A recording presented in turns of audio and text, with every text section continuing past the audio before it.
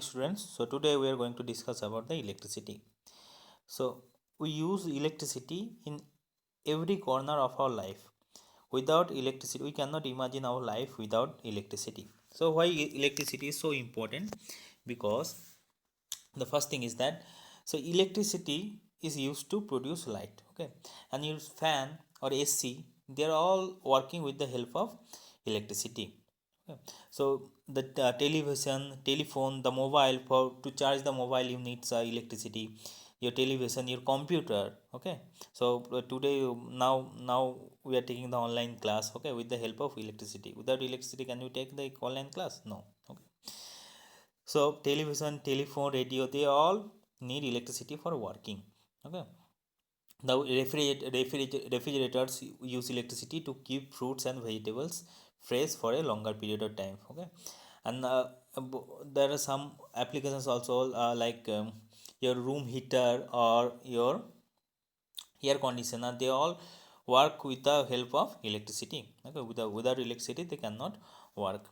Electricity is also used to produce sound, as in the calling bell or blowing a horn, as in a car, or operating the siren in a factory, okay. So electricity is a part of our life. So so what is electric current? Electric current means flow of a charged particles through a conducting medium.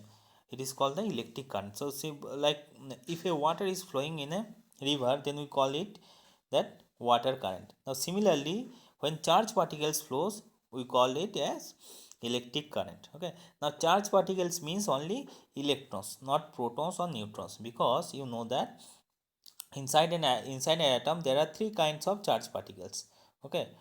one is called One is called neutron. Neutron is a neutral, and protons, neutrons, protons, and there are some electrons. Okay, there are three kinds of charged particles. Electrons are negatively charged particles, protons are positively charged particles, and neutrons are neutral. Now, the neutron and proton, they are inside the nucleus. That means they are in the center. Okay, they are in the center. That's why they cannot move. But electrons, they are in the outside the orbit, okay. So they are in the outside the orbit, so that's why the outermost electron, okay, so it can easily, okay, so in conductors, the outermost electrons, that means outermost electron means that electrons which is farthest from the nucleus. What is nucleus? Nucleus is the center of an atom, is called nucleus. So outermost electrons, that means the electrons which are farthest from the nucleus, they can escape easily from this atom. So these electrons escapes, they become free electrons, okay. So conductors has many free electrons in room temperature. So when these free electrons will move, they will produce electric current. So electric current means the flow of electrons through a conductor, through a conducting medium such as a wire, okay. Now electrons cannot move on their own, correct, because suppose you have two water tanks, okay, tank A and tank B, okay. This is your tank A and this is your tank B. Now assume that these two tanks, they are connected through a pipe, okay. So this is a pipe P, okay. These two tanks, they are connected through a pipe. So let me just now, okay, if the water level is same, then the water will flow. The If the water level is same, then the water will not flow. Uh, you can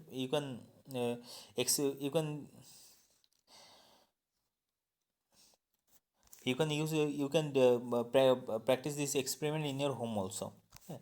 So if water level is same, then water will not flow, okay. Now you will see that if there is a difference in water level, suppose the tank A has, the water level in tank A is high, in that condition only the water will flow from tank A to tank B, correct. Now if water level in tank B is higher than tank A, then also water will flow and the water will flow from, then water will flow from tank B to tank A. So that means if there is difference in water level, then only water will flow. Okay, so this difference in water level is called, the potential difference. Okay, difference in water level is called potential level. So similarly, to flow the electrons, there you need some high amount of, okay, so you need the difference in charge,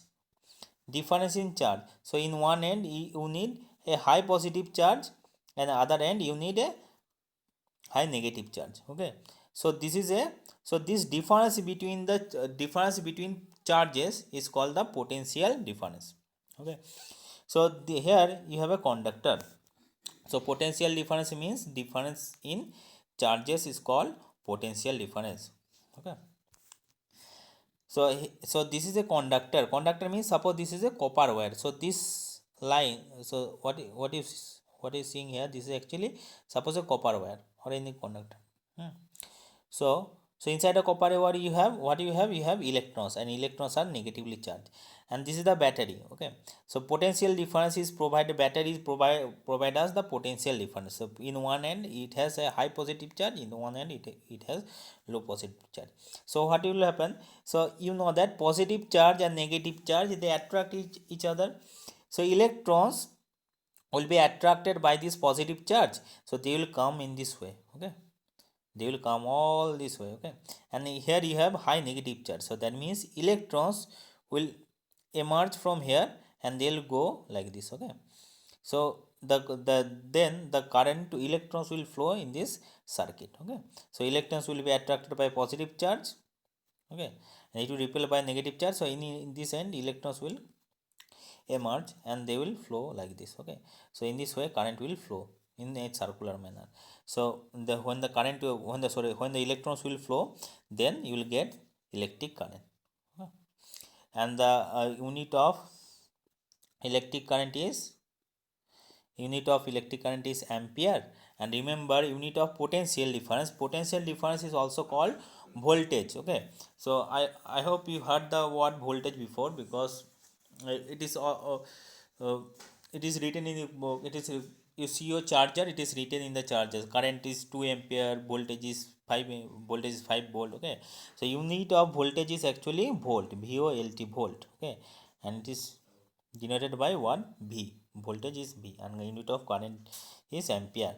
Okay, current is measured using the instrument like ammeter or galvanometer, or galvanometer. And voltage is measured, this voltage is measured using the instrument is called voltmeter. Okay.